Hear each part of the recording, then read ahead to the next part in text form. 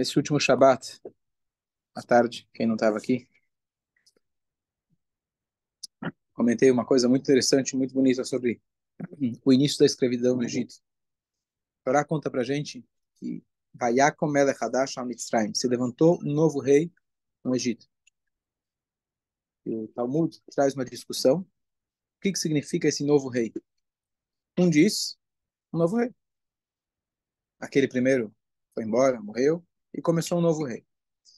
O Shmuel, segundo sabe, ele diz que um novo rei é o mesmo rei, só que ele se renovou, reinventou. Não para bem, mas para virar as costas para Yosef, para o povo que tinha salvo ele da fome. Não só que Yosef tinha previsto a fome quando Yaakov, pai dele, veio para o Egito, terminou a fome antes do tempo, então o sonho acabou não se concretizando na sua totalidade. Em vez de 7 anos de fome, tiveram só 2 anos de fome. Então ele poderia reconhecer minimamente o que nós fizemos para lá em Brumadinho, o que a gente fez lá, ajudamos vários, mas o pessoal esquece. Pô, e o ideal seria falar foi um novo faraó e não um novo rei. Novo rei. Seria isso? Eu achei estranho quando eu li, né? Um novo rei, se é faraó. Deverias falar um novo. Um novo faraó. Fala. A impressão que dá, Rabino, pela Torá, né? Pelo que nós lemos, Então, Acho que é então parecer. fala.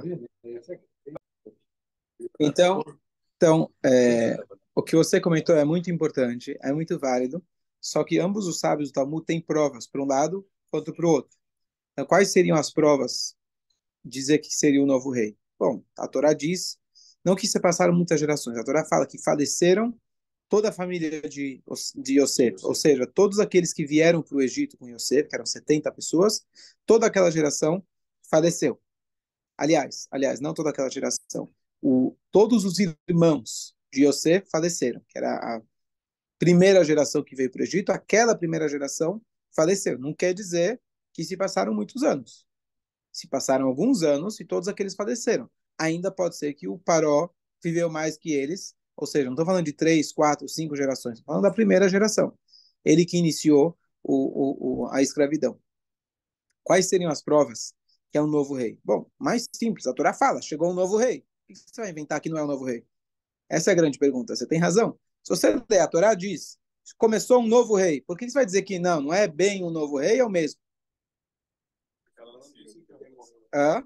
porque ele mudou. Isso pode ser. Sim, mas aí a Torá fala, olha, o rei mudou, o rei virou as costas, o rei decidiu começar. Por que a Torá fala dessa forma?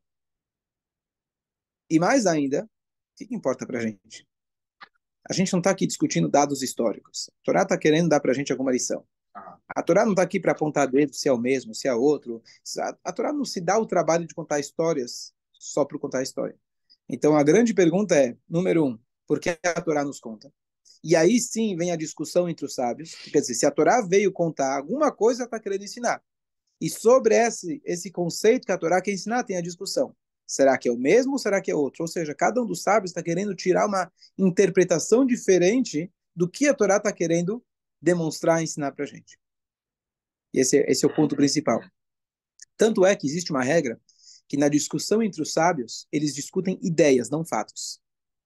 Não existe discussão entre fatos históricos. O fato é o fato. E os sábios não discutem a respeito. Mas às vezes você encontra no Talmud discussão de fatos. Então, na verdade, você tem que reinterpretar essa discussão. Você não entendeu direito qual é a discussão deles. Essa é a regra. Ein machloket b'mtziut. Não existe discussão em fatos. A discussão deles é sempre a interpretação.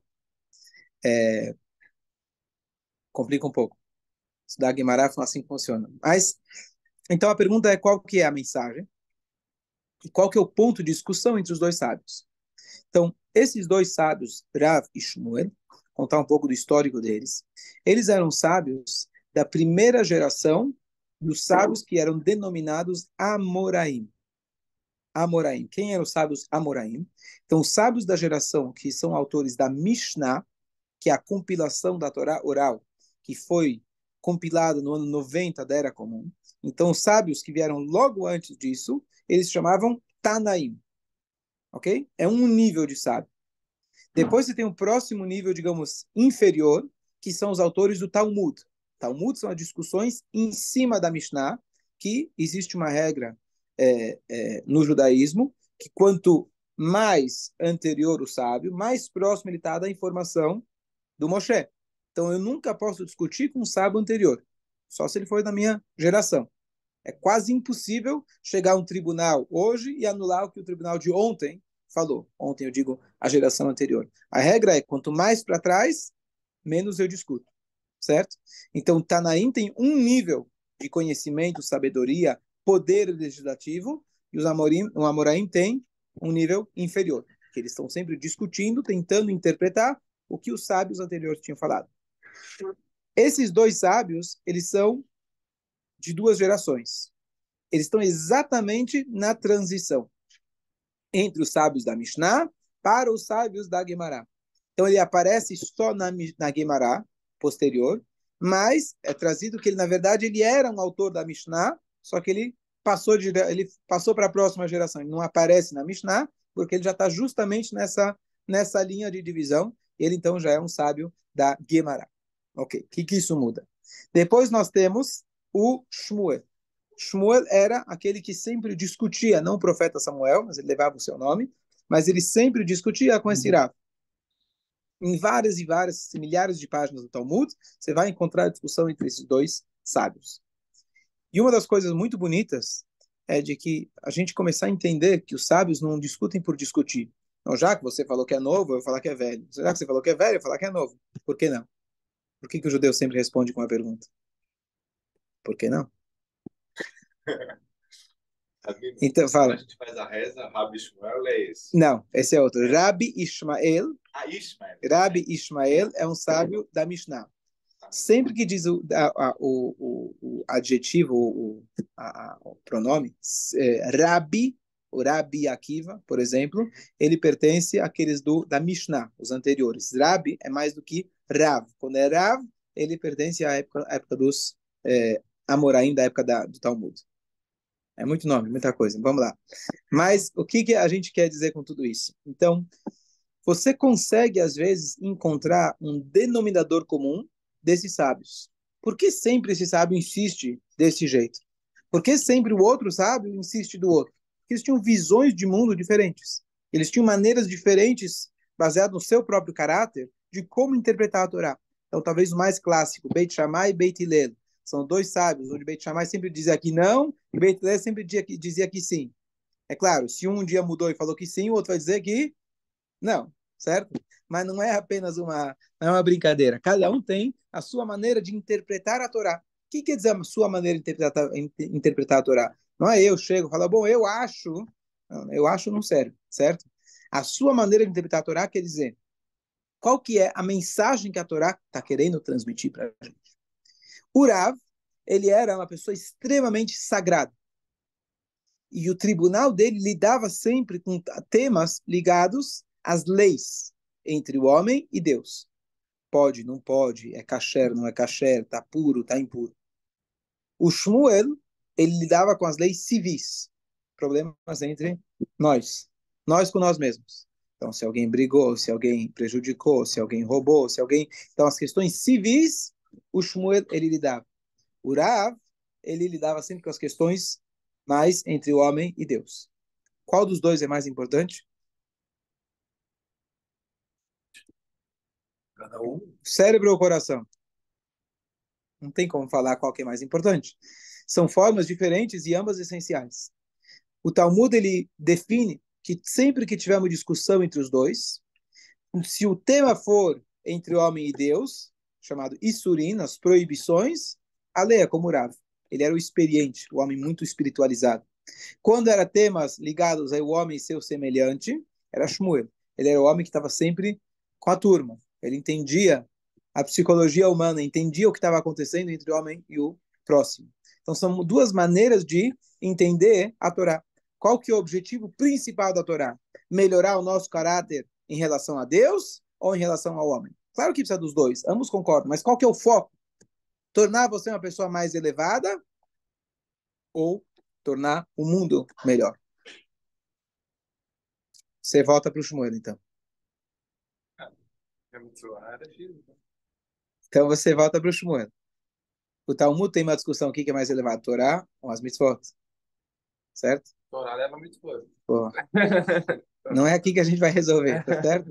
Mas são dois pontos essenciais. A pergunta é qual que é o foco. Você está provavelmente falando, baseado no que você estuda na Hassidut, que Hassidut foca muito mais na ideia de você elevar o mundo. Mas para você conseguir elevar o mundo, você precisa do estudo da Torá. Você precisa se elevar. Caso contrário, o mundo te engole. Então, cada um tem o seu foco, digamos assim. Então, vamos agora voltar para o paró. Vamos supor que é o mesmo paró. Ou é um novo paró. Qual dos dois seria mais cara de pau de virar as costas para Yosef? Se é o mesmo ou se é o novo? O mesmo. Você mesmo foi salvo pelo Yosef. Você foi aquele que ouviu a interpretação do sonho. Você viu tudo o que aconteceu. Você é capaz agora de se tornar um traidor desse povo? É muita, é muita ofensa. É muita rutz. Eu falei ofensa, a melhor palavra é rutz. Então, o Shmuel, que ele interpreta que a Torá quer dar para a gente lições muito mais ligadas com nós, com o semelhante. Ele fala, ele é capaz, sim, o ser humano ele é capaz de virar as costas para a mesma pessoa que te ajudou, você é capaz de fazer isso. Não estamos aqui para apontar o dedo para o Paró já morreu. Mas o Paró, ele continua, o conceito Paró continua. Então, se a Torá está te contando essa história, diz o Shmuel, eu entendo que a Torá está te transmitindo uma mensagem da capacidade humana, de quão corrompida ela pode ser, e para você tomar cuidado, não fazer a mesma coisa. Já o Rav, ele entende, não. Eu não acho que o ser humano é tão capaz de chegar nesse nível. O ser humano, ele precisa melhorar principalmente as questões dele com Deus. Se ele não teve com Yosef, tá bom, ele fechou os olhos para a história. Ele não foi lá fazer aula de história, estudaram quem foram os fundadores do nosso país, quem foram aqueles que salvaram nosso... Ele estudou, mas ele fechou o olho. É grave, é muito grave. Mas ele pode dizer, eu não tenho nada a ver. Revisionista, eu estou com uma nova ideia, um novo país, novas ideias, estamos com problemas, vamos resolver de outra forma. Não vou ficar preso no passado, tá certo? Então, a quem é essa ofensa? Ele com ele mesmo. Ele prestar contas para Deus seus valores e questões éticas e morais. Como eu, como ser humano, posso pegar outros seres humanos que são iguais a mim e escravizar eles, achar que eu sou superior a eles. Então, uma ofensa também ao ser humano, mas começa de ele estar corrompido moralmente com ele mesmo. Deu para entender a discussão? Então, aqui no então voltando, não é uma discussão em fatos. Se foi o mesmo Paró, se não foi o mesmo Paró. O fato, ele é, digamos, secundário. A discussão é qual que é a mensagem que a gente precisa absorver. Melhorar os nossos valores entre nós e Deus, ou melhorar os nossos valores e reconhecer a fraqueza humana, nós com o próximo. Então, essas são as duas maneiras de interpretar, e é isso que o Talmud quer transmitir para a gente, que a gente precisa rever as nossas atos, etc., em ambas as áreas. Agora vem uma coisa muito curiosa. A Torá fala que ele esqueceu, se foi o mesmo, ele esqueceu, fez que esqueceu. Se foi outro, fechou os olhos para a história. Mas ambos esqueceram, ambos fecharam as costas, deram as costas. O que eles esqueceram? Então, a princípio, vai dizer, bom, esqueceram que Yosef salvou, que Jacó foi bom, como o povo de Israel foi aquele que levantou o país, etc. Tudo bem. Mas tem mais alguns detalhes que eles esqueceram. Primeiro, o Paró, ele pensou, bom, como que eu vou acabar com esse povo? Ele era um cara astrólogo, ele tinha todo um cálculo idólatra que ele enxergava. Falou, bom, Deus ele falou que não vai mais trazer um dilúvio. Então, se eu jogar os meninos na água, Deus não vai me castigar na mesma moeda. E começou a fazer esse tipo de cálculo. Bom, esse povo está crescendo muito, vou cortar a taxa de natalidade. Vou dar um jeito de acabar com eles. Aonde eu vou jogar? Na água. E assim ele começou a fazer as imposições e as leis dele. Só que ele não estudou a história de Yosef, ele esqueceu Yosef. Qual que é a história de Yosef? Quando os irmãos viram o sonho do Yosef, o que eles fizeram? Tentaram anular o sonho. Não, vamos matar, vamos vender. O que a Torá diz? Venire mayu halomotav. Eles colocam ele no poço e a Torá fala, vamos ver o que vai ser com os sonhos dele.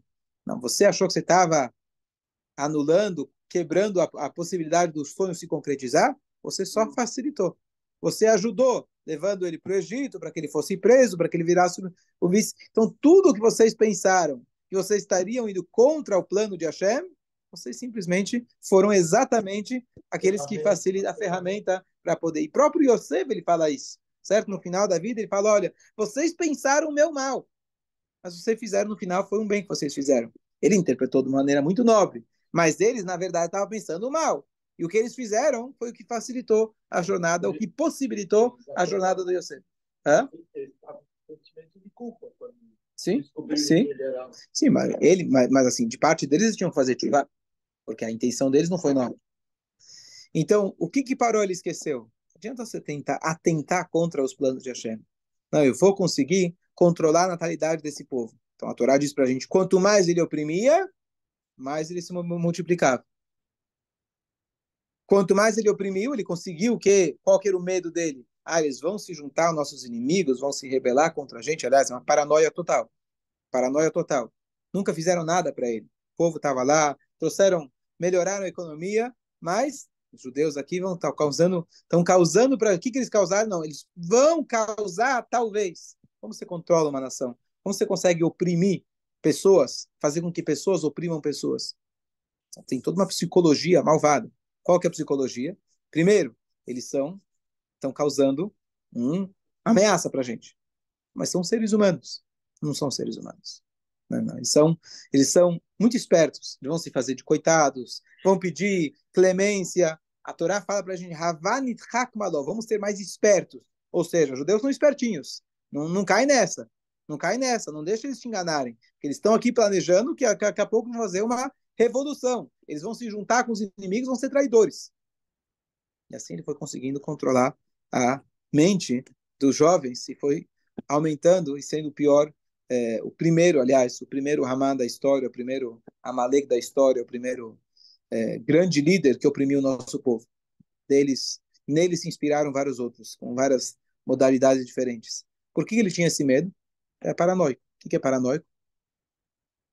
É um problema mental. Quer dizer, você projeta. Ele achou, o que ele achou? Na verdade, o que ele fez foi virar as costas, certo? Para um povo que fez bem. Ele pensou, ele sendo uma pessoa dessa maneira, ele entendeu que os judeus iam fazer a mesma coisa. Por que os judeus fariam uma coisa dessas? Peraí, vocês me receberam aqui na terra de vocês. Paró foi muito hospitaleiro com a família de Jacó. Deu para eles tudo o que eles precisavam. Yosef sustentou eles. Por que algum dia eles levantariam e falariam, não, vamos embora daqui, vamos acabar com os egípcios? Da onde ele inventou essa história? Porque ele era isso, certo? Ele era isso. Então ele estava projetando o que ele enxergava, a maneira que ele enxergava o mundo, ele achava que os judeus iam fazer igual. Então você vê claramente quem era o faraó. Daí começou a escravidão. E o que o faraó não reconheceu no Yosef? Mais um detalhe. Existe um detalhe muito curioso sobre a grandeza do Yosef. A gente lembra que quando o Yosef ele veio, estava na casa do Potifar, a esposa do Potifar atentou contra ele. O que aconteceu? Ele foi lá, na hora H ela estava ameaçando, forçando, convencendo ele, etc. E na hora H ele fugiu. O que ela fez? Segurou as roupas dele. As roupas eram a prova do crime. Tanto é quando o marido chega, ele fala, olha, ele veio me violentar. Na hora que eu gritei, ele saiu correndo. Está aqui a prova do crime. Segurando a roupa dele. Ela inverteu a ordem dos fatos. Certo? Mas como chamam? Não sei se sabe, os Sim. do Egito falaram que eles falaram que estava errado, que não era isso, que a roupa estava rasgada no lugar errado, no lado errado. É mesmo? O Midrash fala isso? Tá bom? Não conheço esse Midrash. Midrash. Algum Midrash. Midrash não traz isso. Alguém traz. Tá bom? E aí... O Rabino Malaboni uma vez falou no Chile. Pode ser? Pode ser. Não conheço. E aí, mas ninguém tá nem aí. Ninguém tá nem aí para as provas do crime. Ninguém tá nem aí. Esse é o problema. Porque a prova do crime, eles não escutaram a prova do crime. Sabe? Claro. O judeu é culpado e tá acabado. Então... Não, então, acabou. Não precisa... Então, o que acontece? A pergunta que surge, muito curiosa, é o seguinte. Yosef era um rapaz jovem, forte, imagino, né? O escravo, o cara trabalhava lá, tinha força, ele era bonito, imagino que era musculoso, né? Todas as mulheres olhavam para ele. E aí tem essa mulher, que era dona de casa, provavelmente muito delicada, nunca fazia nada, tinha o escravo que fazia tudo, estava cheio lá de servos, e ela segurou minha roupa. Querida, devolve aqui minha roupa. Toma um tapinha aqui, tchau. Me devolve minha roupa. Ele sai fugindo, como se fosse que você está com medo dessa mulher? Pega a tua roupa e vai embora. Pelo menos não deixa a prova do crime na mão dela. Do crime que não foi, mas pelo menos uma prova que ela poderia usar contra você. Por que ele não foi lá e puxou a roupa que ela tinha segurado? Ele não ousou fazer absolutamente nada contra a anfitriã dele. Afinal de contas, ele morava na casa dela. Ah, mas ela vai te processar por causa disso. Eu não vou levantar um dedo contra essa mulher. Não, mas ela está te provocando todo dia, ela vai te incriminar, ela quer ter o pior. Não vou fazer nada. Isso é o contrário de virar as costas. Isso é reconhecer o bem que alguém te fez no extremo. Não sei se é algo recomendado a todos nós, mas Yosef, que era um tzadik, ele é muito além do que a lei exige da gente. Ele falou, eu não vou levantar um dedo contra essa pessoa. E essa lei funciona também depois que nós saímos do Egito. Existe uma regra de que, por exemplo, os povos que foram ruins para a gente, por exemplo, Amaleca, se alguém descendente de Amaleca, que hoje a gente não sabe quem é, se converte ao judaísmo, todos são aceitos, mesmo Amaleca. Só que ele não vai poder se casar com uma judia nata. Ele só vai poder se casar com uma amalequita que se converteu.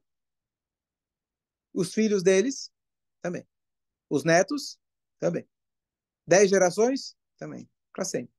Eles só vão poder se casar. Por quê? Porque esse povo pode virar judeu, Deus nunca fecha a porta para ninguém. Mas você não vai poder se casar com alguém do povo judeu. Esses são os Amaleca. O que você diria dos egípcios que nos escravizaram? A regra deveria ser a mesma. Qual que é a regra da Torá em relação aos egípcios? 3 gerações. A gente hoje não tem noção quem são eles, etc. Mas vamos supor que a gente, ou antigamente, quando você tinha essa informação, filho, quer dizer, o egípcio se converteu, se casou com uma egípcia convertida. Mesma coisa com filho, mesma coisa com neto. A partir daí, eles já podem se casar com alguém nato do povo judeu. Qual que é a diferença? Porque eles foram os nossos anfitriões. Eles não receberam no Egito. E por isso, para todas as gerações, com uma lei da Torá que vai ficar para a eternidade, 3 gerações já é suficiente para afastar eles pelo que eles fizeram conosco. Depois, já está neutralizado.